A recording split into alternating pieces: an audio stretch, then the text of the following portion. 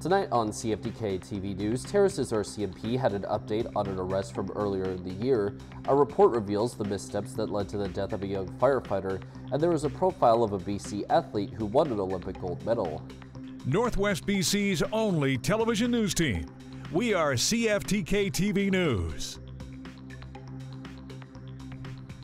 Good evening, I'm Cal Baslin. Here's what's making the news in the Northwest and beyond for today. Through a period of time that lasted roughly between October 2023 and February 2024, Terrace's RCMP got several reports detailing that glue was being used to damage the door locks of local businesses. This eventually escalated to businesses getting their windows smashed, and some even got attacked multiple times by the person who came to be known as the Glue Bandit. But luckily the police were able to arrest a suspect named Dale Boyd back in March, and after only initially being charged with 4 counts of mischief by willfully damaging property in excess of $5,000 in June, Boyd is now facing 22 counts of the mischief charge. Boyd has been sent a summons that asked for him to head to court to deal with all the charges being levied against him. In a release from earlier today, the Terrace RCMP revealed that a man was taken into custody for holding multiple guns in his home. This came after a July 31st encounter on Dobby Street, where a woman was shouting that a man had a gun and was threatening to shoot them. She was found safely in a different place later, and after a search warrant on that same day, 15 guns were found, including a variety of ammunition, as well as some drug paraphernalia in the facility. The man was released with a number of conditions, including a court date as well. And upon completion, the Terrace RCMP will be forwarding the results of the investigation to the BC Prosecution Services. Residents can return home now that an evacuation order for a landslide that blocked a BC river for days was downgraded. The Cariboo Regional District issued an evacuation order last month for 34 parcels of land along the Chilcote River due to a landslide. The district says the evacuation order in the Chilcote River landslide area has been downgraded to an evacuation alert. The district is asking people to be aware of additional slides or floods. Now to a damning report into the death of a young wildland firefighter near Revelstoke last summer. WorkSafe BC found there were multiple violations and missteps by the Wildfire Service.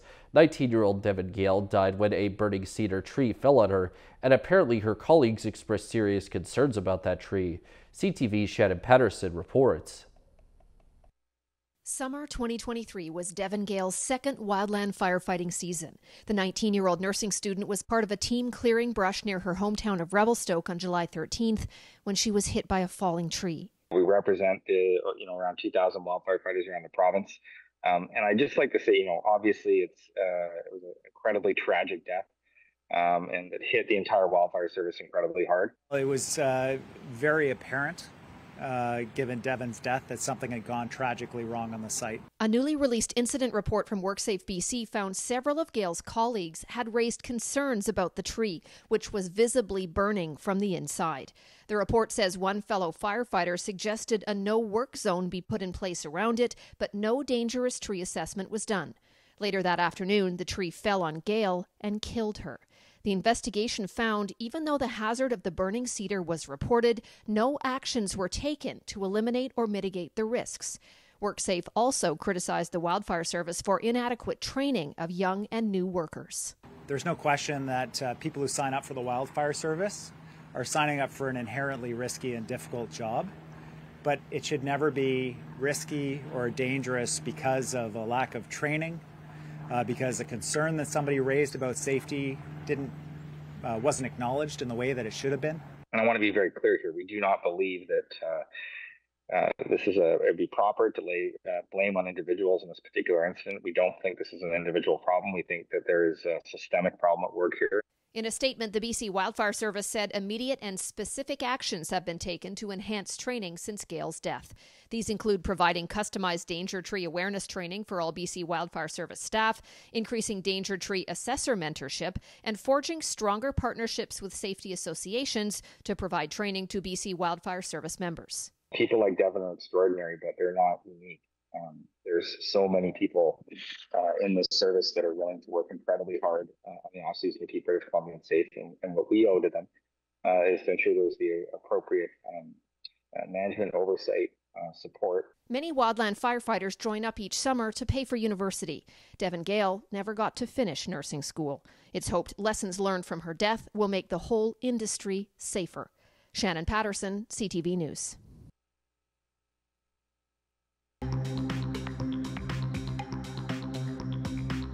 Coming up next is a look at a fire that popped up in Kitsilano. Welcome back. Now to some frightening moments in a Kitsilano neighborhood as an apartment building caught on fire at night. Most of the people living there are seniors, many with mobility issues, and 8 were sent to a hospital. And a warning, some of the content in the rest of this story may be disturbing to some. The flames broke out around 2:30 in the morning inside a suite in this Kitsilano low-rise. When the fire department arrived, the fire had spread to multiple units. It was fast, it was hot, and it was flaming out. I live on the 3rd floor here where you can't see the building across the street, and you could just see orange coming through the tree, which is was very bright and brilliant. It was a bit unnerving. Eyewitness video shows the moment crews began dousing the fire with water. There were also some tense rescues, with many people with mobility issues stuck on balconies needing to be pulled to safety by firefighters. There was some dramatic rescues that did take place.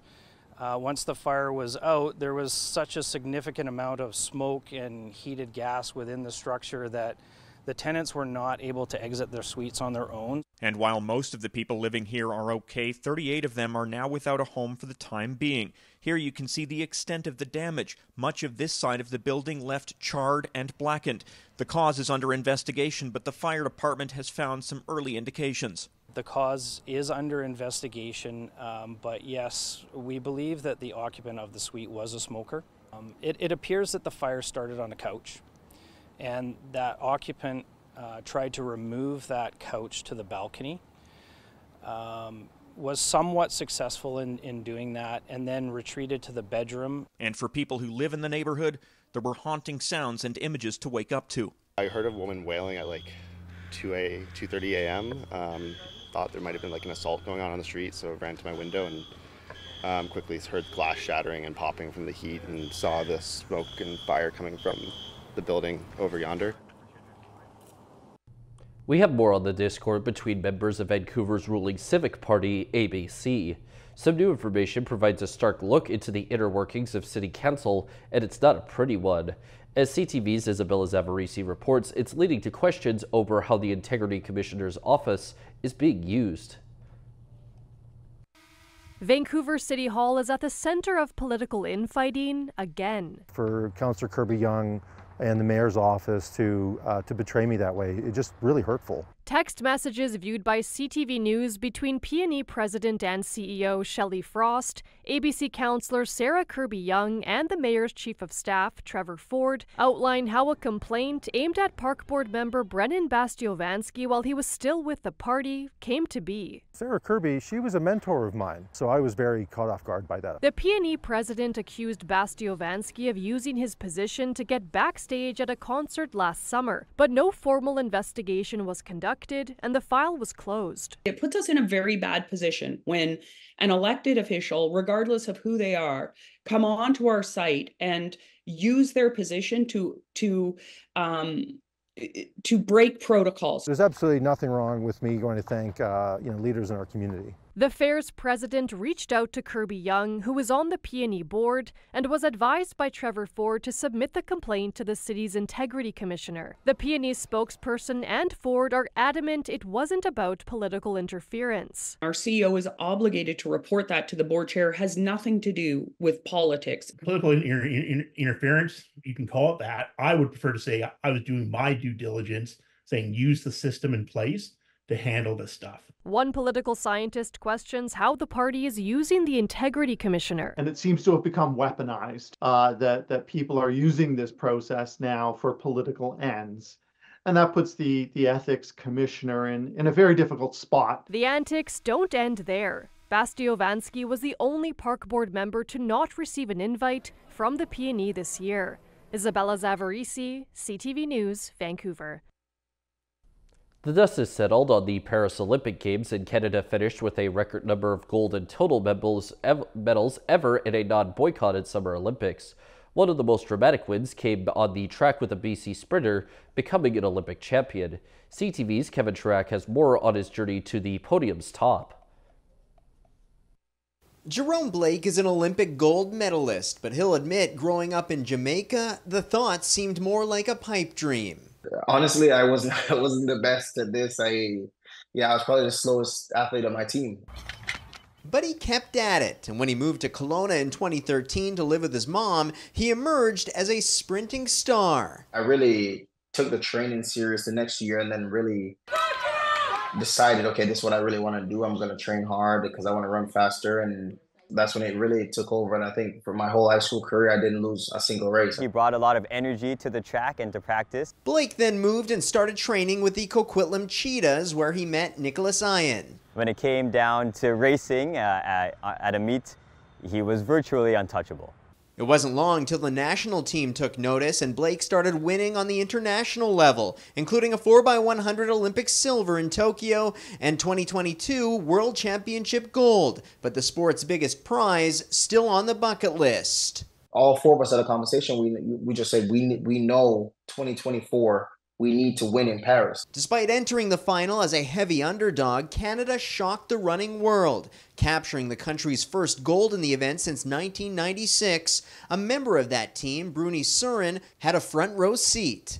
And I seen Bruni in the crowd as I went over and started hugging Bruni, and he's like saying, I told you guys could do it, like, just believe, and it's family, like, we know it's possible that way. I was like, oh man, like, this is so surreal. They always say once you make it in the final, anything can happen, and they pulled it out from lane 9, and so I was beyond the moon, super ecstatic. Blake ran his leg in less than 9 seconds, shining brightest on the sport's biggest stage. Kevin Chirac, CTV News. Turning to tonight's weather, the North Coast shall be home to partly cloudy conditions as well as a low of 11 degrees. The Terrace-Kitimat area will instead have some mainly cloudy conditions and a low at 12 degrees. And the Bulkley Valley and Lakes District is expected to have a chance of showers in addition to a low at 10 degrees. On the North Coast, the upcoming week will be home to one sunny day, but mostly mixed cloudy conditions and rain outside of that, with the high bouncing between 21 and 16 degrees. In the Terrace-Kitimat area, the week for them will consist entirely of mixed sunny and cloudy days, with possibly a bit of rain in there too, and a high shifting between 29 and 20 degrees. And in the Bulkley Valley and Lakes District, their next week or so will see a few sunny days squeezed in between rainy and cloudy days, as the high moves from 17 to 27 degrees. Checking out the highways now, visit Drive BC for the latest and up-to-date conditions, and as always, drive safe out there. On Highway 16, there is a special travel advisory: utility work, pavement patching, bridge maintenance, construction work, crack sealing, mowing, and the Usk Ferry is out of service due to the low river level. Highway 118 has some bridge construction, Highway 37 has some bridge maintenance and other maintenance, and Highway 37A has maintenance as well. And this is what the roads were looking like this afternoon around the region from the View of the Province's highway cams.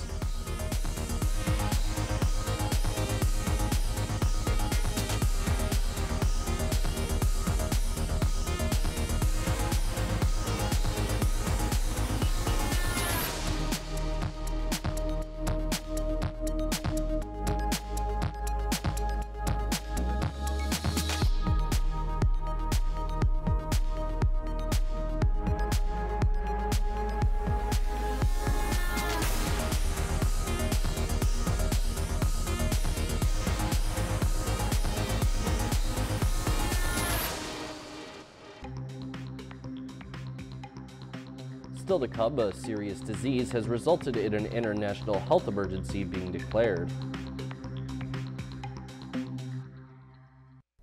Welcome back. The World Health Organization has declared Mpox, formerly known as monkeypox, as an international health emergency as a new and serious strain is spreading around in Africa. But as CTV's Heather Wright reports, Canadian cases are increasing as well. 17,000 cases of Mpox and 517 deaths have been reported in Africa this year alone, a 160% increase compared to last year. It's a spike that has prompted an emergency declaration from the World Health Organization. It's clear that a coordinated international response is essential to stop these outbreaks and save lives. Officials say a new variant of the virus appears to spread more easily, and what started as an outbreak in the Democratic Republic of Congo has spread to more than a dozen neighboring countries. Mpox spreads through close physical contact, causing flu-like symptoms and pus-filled lesions on the body. In Canada, Mpox cases have also increased, though to a much smaller degree than in Africa. Toronto Public Health says as of July 31st, there have been 93 reported cases, up from 21 last year. In 2022, the epicenter was largely in Montreal. Now it seems to be in Toronto. Experts say those most at risk in Canada are men who have sex with other men and sex workers. I think that has led to the misconception by some people that it's a sexually transmitted infection, which is not true. It does appear to spread regardless of the contact. It's just that by chance, to a certain degree, it seems to have embedded itself within this community. There is an effective vaccine for Mpox, and those most at risk are encouraged to get vaccinated.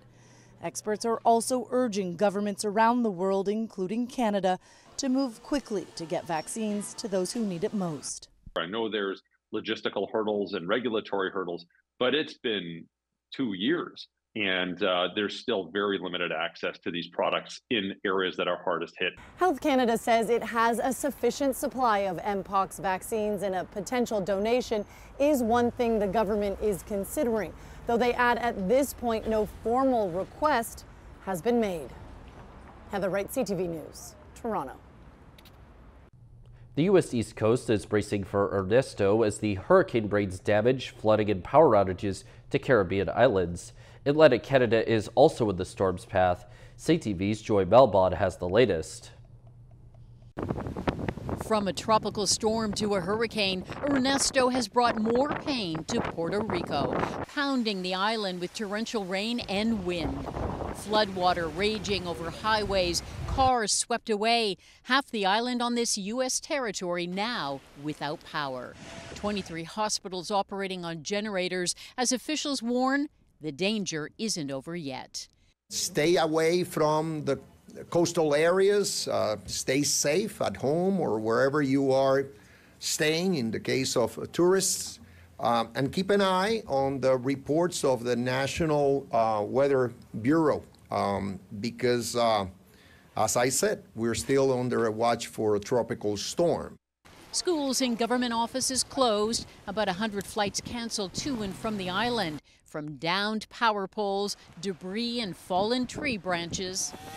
Many here still remember the impact of Hurricane Maria 7 years ago. The island's power grid was decimated. After first slamming the Caribbean islands, unmooring this cargo ship in St. Martin. The bad news is that we are in the northeastern quadrant of the storm, so we are expecting that we will see the wind. Ernesto is expected to gain strength in the warm Atlantic water, threatening Bermuda as a more powerful hurricane on Saturday.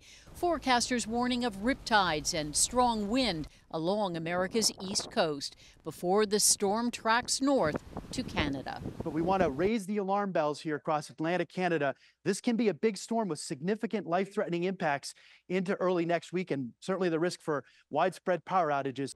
U.S. President Joe Biden approved an emergency declaration for Puerto Rico, making disaster assistance available to the island in what has already been an early and intense hurricane season. As children and parents get ready to return to the classroom, many are getting a head start on stocking up on school supplies. And as CTV's Natalie Van Roy explains, it looks like most are shopping in person rather than online.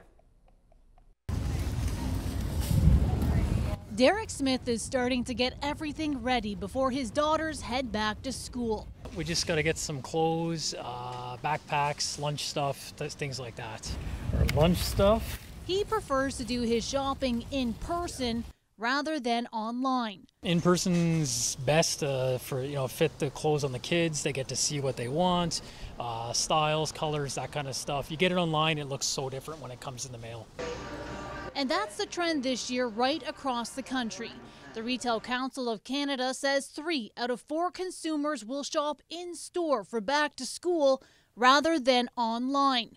A big change in behavior from the pandemic era when 40% opted to go online. Online e-commerce sales are still growing, but still the vast majority of sales in retail are done at the store level. You know, it's still well over 80 to 85% depending on the category. Retail experts say there's a variety of reasons for the post-pandemic shift. Some companies have become more strict with online returns. That may be a situation where, some consumers just don't want to deal with that in September. But there are still some who prefer to log on to shop. I like to shop online because they have way more things to buy. Especially if you have kids, just online, order your stuff online, it gets delivered to your house and hassle-free. Natalie Van Roy, CTV News, Ottawa. And now we turn our attention to the stock markets. The Canadian dollar is down 2/100ths of a cent. The price of gold is up $12.70. Oil is up $1.15. Natural gas is down 2 cents. Aluminum is up $3.50. In Toronto, the TSX is up 272.71 points. The Venture Index is up 10.03. In New York, the Dow Jones is up 554.67, and Nasdaq is up 401.90. Still ahead is more word on the BC Lions returning quarterback. Welcome back. In his brief first stint with the BC Lions, Nathan Rourke rewrote the record book for Canadian QBs before trying the NFL. He recently practiced with the team for the first time since returning, and as CTV's Ben Milcher reports, the timing could be better. What brings you out today in particular? Rourke. I'm getting a signature. The BC Lions don't usually draw this many fans for midweek practices, but Wednesday was special, marking the return of Nathan Rourke for the first time in nearly 2 years. Definitely good to see him back, see how he does, and I wished him all the best when he went down to the NFL, but I'm glad he's back here in the CFL. In 2022, Rourke set a league record for most passing yards in a game by a Canadian quarterback, and then proceeded to break his own record twice more.